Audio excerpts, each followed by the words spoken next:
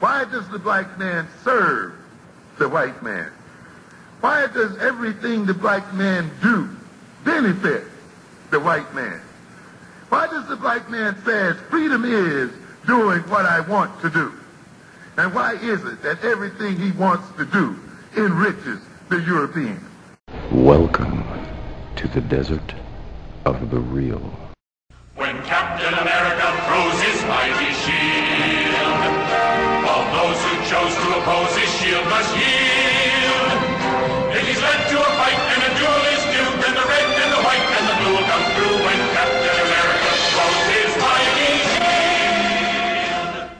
I keep talking about that scene from Dragon, the Bruce Lee story, where he's sitting there with Linda's mother, and they're talking about getting married and having a child.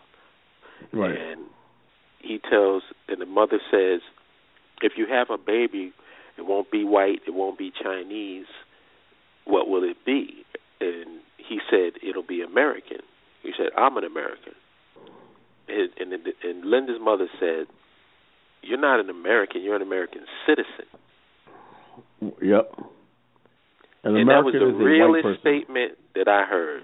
Because these Negroes are thinking, you see, I said it before in the video, and you mentioned it too, about to the victor belongs the spoils. Yep. How do you claim the spoils of the victor when you're the spoils? Yeah. How do you even claim your own women? They said white men taking our women. No, you know what I'm saying? Who's providing for black women? That goes to these clowns always talking these shows. They always have these shows talking about the black man and black woman. No, the black women don't belong to you, fool. You know? Right. You know, the black women don't belong to you. As a matter of fact, if you want to be an American so bad, it's kind of insulting that you want to take the white man's woman away from him. Black woman belongs to the white man. This is America. You're an American. Why don't you fall in line? Get behind your woman where you belong.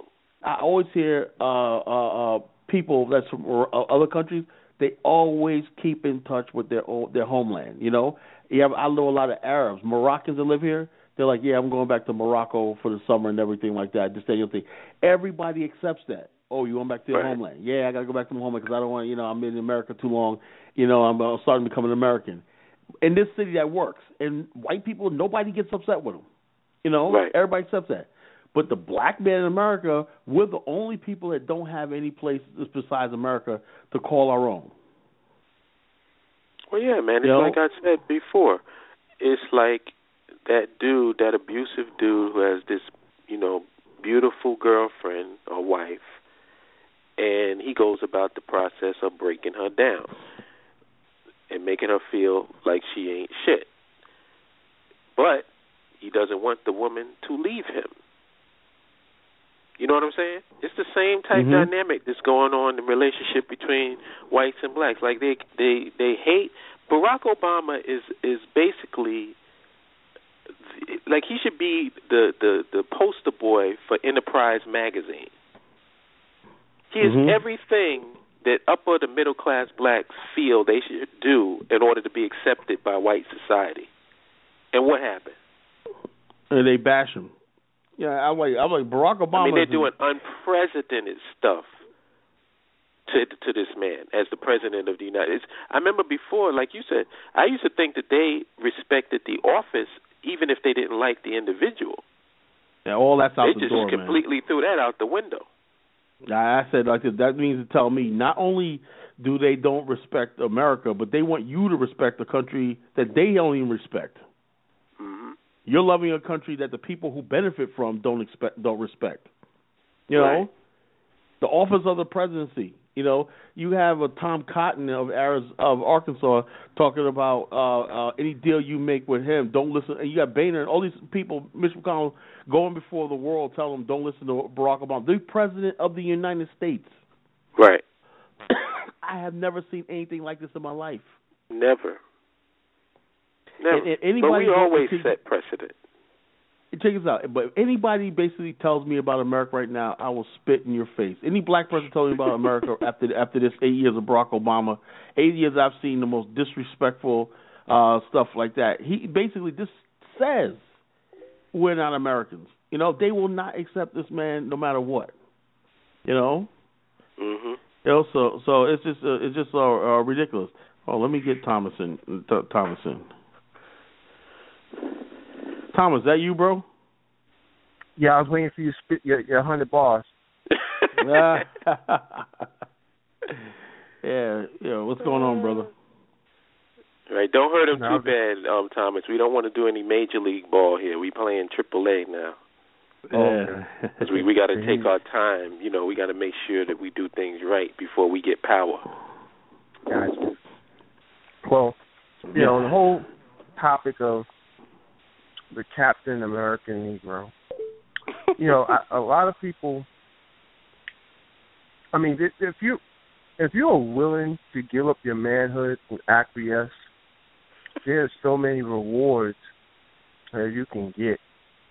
But at the end of the day, you have to basically sell your soul, and that's in a figurative sense. Not that, you know, there's some Illuminati sacrifice that you have to do.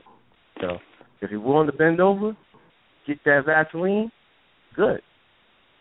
Mm-hmm. And some people have absolutely no problem doing that. Yeah. You know, black folks in America remind me of, remember Sanford and Son? Yeah. Mm-hmm. Will Lamont. You big dummy. You big dummy. How was Lamont? Did he ever move out the house? No. He did. Remember they came back with that the Sanford series with the fat guy Cal or not. Lamont was someplace else, whatever. Because Lamont got him to ask that made him move out. Yeah. So which we call I don't know. The series ended with him still living in the house, but they came. Sanford had 1978 or 79. He had a show that came back on called Sanford by itself, you know, and didn't really do that well and everything. Cal, yeah, Cal, the big guy. Cal was, but that didn't stand back for 2 seasons. It's like, get the hell up out of here. Yeah, some sham pitbull. Like, Lamont was like 40 when he moved out or something? Yeah. Yeah, he was like 40. Failure to launch. Well, I guess he was staying in AAA for as long as he could. Yeah. Exactly. What about the black people who've already done this and were successful? You forget about Liberia in the 19th century. We built a nation. They forget about the first black settlements in South Africa were black African Americans in Cape Town, Durban, and Johannesburg. The African Methodist Episcopal Church built black communities of black ex-slaves in South Africa. People don't realize that history. The first modern schools in South Africa were built by African American settlers in South Africa. People don't realize that. So in other words, there's no Robert Johnson who built the 4-star hotel on the coast of in Monrovia, Liberia. Okay, I guess that don't exist. There's the guy African Venture Partners who now has a hedge fund and that's partnered with Richard Branson's and telecommunications group, who just built a $1 billion telecommunications and equity fund in Southern Africa and throughout West Africa, beaming satellite and radio in Southern Africa. I guess that's not happening. You know, I guess Eugene Jackson building a mall and real estate and farms and everything. So that's not happening. The African Americans that are in Ghana are doing well and everything. You got a brother that basically owns his own mobile tech.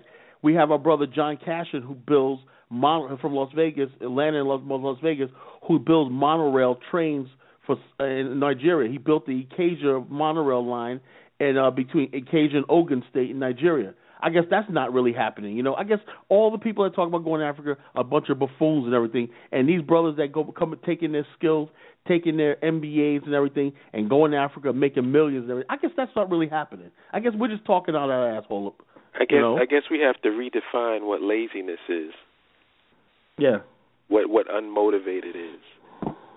And the crazy part about it is, the people who talk this crap, they haven't moved out of their damn neighborhood. Do they even have they ever went through the TSA line? Do they have a passport? Do they know anything about what's going on outside of their neighborhood, in the world? They don't know. They all they know is what their scope of the world ends with what they watch on television. You know, You can tell these are the type of people who never read books. They don't understand geopolitics. I'm always involved in what's going on around the world. You know, I don't get most of my news media comes from international sources and stuff like that. I don't sit there and watch television and everything and think my scope of the world ends in some hood or whatever like that. I'm talking about what's going on in Kenya right now, what's going on in South Africa right now, what's going on in Nigeria, what's going on in Brazil, what's going on in Dubai. All these places that I'm seeing coming up and coming, I'm interested in. You know, so I'm not beholden to any border of there's some imaginary border called America and everything. That's slavery. You know, like the plantation boundary. It sounds an awful lot like a white person. Because only a white person can make the statement that when did black folks get a reputation for being lazy? I have no idea. No idea. And my family, if they knew anything, it was the black men who came from the South that built New York City. You know, we worked. Why do you think the unions tried to get black people in there? The longshoremen. My uncle was a longshoreman at one time. My grandfather, my father, everybody. When we came to the Brooklyn docks and Raritan and everything, these strong black men from the South and whatnot, these white boys were like, man, we can't work hard. These brothers coming from the fields and everything. These guys ready to work sun up to sun down and whatnot, you know. So we better get them in our union. That's true. The first black people in the union because they were so impressed, you know. Why is it that they would take the worst of our community, right? And that's the representation of all of us. I don't understand that. I don't understand. Are people really that stupid? You know what it reminds me of? I used to have a friend. Is Thomas still on the line? Yeah, I'm here. Yeah, I think so. You remember that club on 23rd Street called it's the Savage, but the Negroes used to call it the Savage.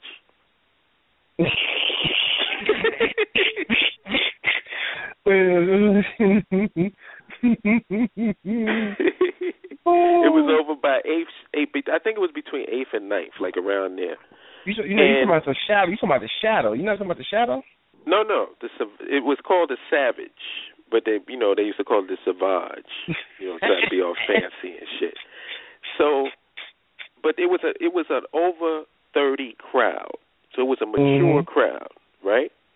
Yeah. And I took one of my friends. He had his like little bachelor thing, and he wanted to go and hang out with the fellas. So we took him out, and we figured we'd take him to like a mature place where he could meet women. Dude was uncomfortable. He wanted instead to go to Bentley's, which is Chicken Head Central. Exactly. And this is what these dudes remind me of. They talk all of this crap, but they're doing it based on their life experiences. So they're dealing with low-frequency people. And then applying low-class black people. Applying their low-frequency mentalities to us. Yeah. That's why nobody can understand what the hell we're talking about, because you're still hanging around with, well, I guess actually it makes sense, because if you're hanging around with low-frequency people, you have a low-frequency mentality, so what perch are you on that you should be criticizing anybody? Check this out. What it is this. These are the type of black people who never hang around black professionals. They never hang around black educated people. They're not in the inner circles. They're not around people that got money and success, stuff like that. The only black people they know is that hood rat they see and everything like that on the street corner, or the dude with their pants hanging out. So that's what they gauge black people by, you know. And then they want to give analysis based on that and stretch that across the spectrum as if it represents everybody. Yeah, it represents everybody. Hold up. That night, who was that dude? I think he was one of Rob Peanut Gallery. He sounded like he was goggling razor blades. Oh, that idiot! What's his name? Somebody, what you going to do? Deep talk me to death, nigga? Yeah. Bones. Bones. I think his name was Bones. Name. Oh, clown. He said, yeah. I hate to say it, and this is going to be hypocritical, but like he sounds like the dude that you're describing, like a dude who live in the basement in his mom's crib, scratching his nuts, looking at niggas like 60 years old, looking at TV till 4 o'clock in the morning. Check out, weed, he got a T-shirt with tomato stains from last week on it.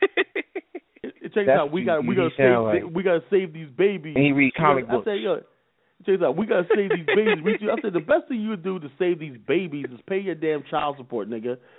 Stop ducking for the fucking police or the child support, and go out there. How about this? Get the fuck out your mom's basement and get your own place.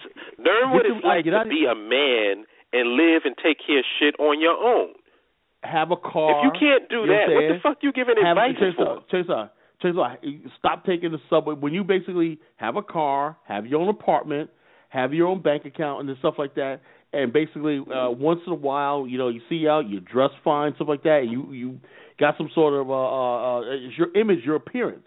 I see you have these dudes that oppose us, if nothing but clowns. It's like you giving life lessons. Really? You giving life lessons, and you look talking like a about bum. Nationhood and empowerment. Really? You know what I'm saying? It's like, come on, man. Yeah. It's just, this country breeds a defeatist attitude, and it's not something that it's something that's inherited. It's like, it's like a lot of times, I know I can only speak for myself, but like, I've been fairly fortunate with certain things I've been able to do in my life, and like, I've never been one of those people that like, I tell a whole lot of people I do. A lot of times, like, I'll do something and you'll find out after the fact because I've already done it, right? So everything from that, and so like, there's always someone in the peanut gallery that is doubting you, which is, when someone doubts you, in some cases, it's a legitimate form of concern if it's like a parent. But if it ain't coming from even when it comes from your parents, sometimes you gotta ignore it. But like, I've seen that situation, especially amongst us, where someone's putting that seed of doubt in your mind to make you question your thoughts. They cannot do that because they got me here and they got Holip here and everything like that. If anything, if somebody wants to ask, what I want is legitimate questions about nationhood. Right. I've been studying this for 25 years. This is not something I just came up with. I've been studying the ins and outs of what are the nuances, the challenges, the struggle, the setback, everything that could how we can actually do this. I've been studying it for 25 years. Oh wait, let me add a caveat to that, because I do want to address something. Yeah. If let's say you're the New York Giants, right? And you're getting ready to play the Cowboys, and I come up to you and I say, you know what? The Cowboys are going to beat your ass. You can't beat the Cowboys. And then right after I say that, I ask you, by the way, can I see your playbook? Mm-hmm. Yeah. Are you gonna show me? Like, what's your motivation for showing me? If I don't believe you can win, why do I need to know what you're gonna do or what your strategy is? Right. Mm-hmm. So let me anybody that comes into the circle trying to find out, where's the land gonna be? What you got? Man, fuck you. Yeah, like you ain't I said, a part of the circle. You ain't got that's this is what I've been saying for the longest. Is like, instead of trying to proselytize, it shouldn't be about that. Instead of trying to convert people, you work with people that's like-minded. That's why I said like-minded. We want like-minded people. The people that we have our friend Mr. Beasley. I liked how he took it to SARS last night. But he's basically saying, I ain't going. Like somebody's gonna drag him to the continent. Nobody's dragging anybody. Like, does anybody want you to go? Chase out. As a matter of fact, the thing is, what we say is this: the nation that we want to build, and when it's going to be a long list of people, you're going to be selected to go. You know what I'm saying? It's not going to be any. If you don't have skills, you don't have education. We want people with education, skills, experience, hard work. It's going to be hard work. The Jews did it. The people in Dubai did it. New cities are being built. See, we studied new cities are being built all over, and we did it before. We did it before. We built the nation before. We left this country and built the nation before. Oh, Liberia. If you read my novel, Journey to the Promised Land. You can pick it up on Amazon. I actually wrote a book, a novel, did a lot of research. If you look at the history of African Americans, we built Liberia. We built a modern nation state, that was on the verge of becoming a superpower until the 1980 coup. And how long was it in existence before the coup? 133 years of peace. 133 years. How and what planet could that be considered a failure? And not only that, America, check this out, America, no civil war. America didn't last but 60, 70 years before it descended into chaos. Liberia lasted 133 years continuous. The True Whig Party of Liberia was one of the longest political dynasties in the history of the modern world. They broke. Yet these Negroes want to use it as an escape hatch. Yeah. So that was that. We stand behind Liberia and the history of Liberia. But I'll take this first Skype caller. Skype caller, you're on. So you guys want to go to Africa? Here we go. I wonder how many of you Mr. have ever been to Africa. Hey, good Here we go, evening. Mr. Beasley. Yeah, how you doing? There's a guy in the chat room. I mean, how do you build and commune with people you don't even know just based that they're black? How do you move to another state? Well, hold on a second. One person to respond at a time. How do you move to another state? I generally move with people by myself. that you don't know. I stay sucker free. I don't need How a lot of people. How do you move to a different state with people that you don't know in the other state? You just simply do it. I stay sucker free. Well, I don't need a lot. I don't know. No. You asked me a question, and I'm going to tell you how I move. You just answered your own question.